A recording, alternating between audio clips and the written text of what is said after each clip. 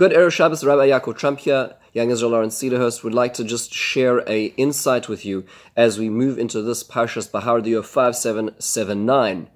We are actually wedged between two counts of 7. We started counting last week in Parshas Emor of Svartim Nachemi Mochras HaShabbos, counting the Omer, 7 sevens leading to Shavuos.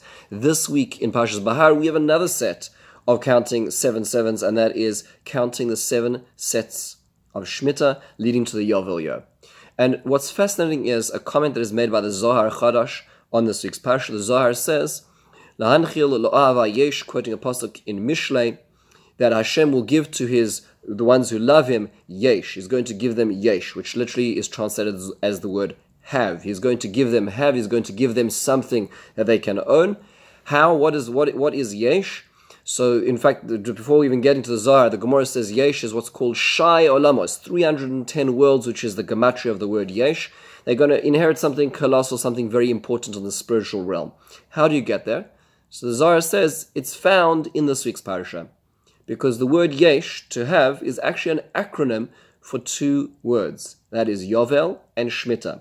You want to get to Yesh, a state of have, a state of owning, a state of being. Well, you need to do the process of Yovel and Shemitah. How in the world does Yovel and Shemitah have anything to do with tzaddikim getting their portion in the world to come? What's the logical connection between the two ideas?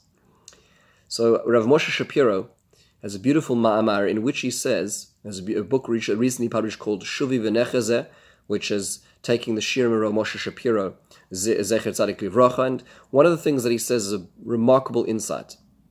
And that is that the whole notion of Shemitah and Yovel is that the word Shemitah actually comes from the word in Hebrew Shamot, which means hold back, withdraw.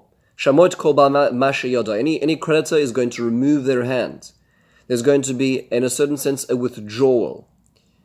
And ultimately, a Yovel, the culmination of 7 sets of those Shemitahs, of those withdrawing, leads us to a point of a shav ish al achuz asai. Each person returns to their property. Not so much their property, but to really themselves. If you think about this for a moment, we place great value on what we own. In fact, sometimes we define ourselves based on what we own, the assets we have, the numbers in the bank, the amount of real estate. That's who we define ourselves as. But ultimately, and ironically, as the Mishnah in Pirkei Avos says, the more invested we are, the more risk we invest in, the more dependent and vulnerable we become on the markets, on other people's decisions, on external circumstances, and therefore our sense of value, our sense of self, is dependent on multiple other variables beyond our control.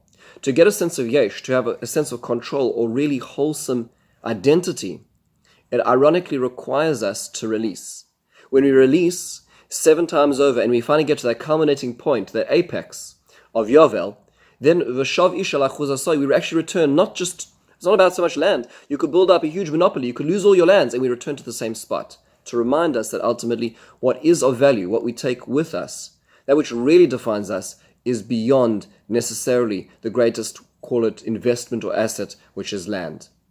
And that is that it's a reminder of what really matters, what we really invest in, what we really call I when we say I. That's the truth of the notion of lahanchil lo'ava yesh. Hopefully we should all be able to really understand, acquire, aspire to what real yesh is, what real acquirement, what real investment is, as we discover ourselves. Have a wonderful and meaningful Shabbos.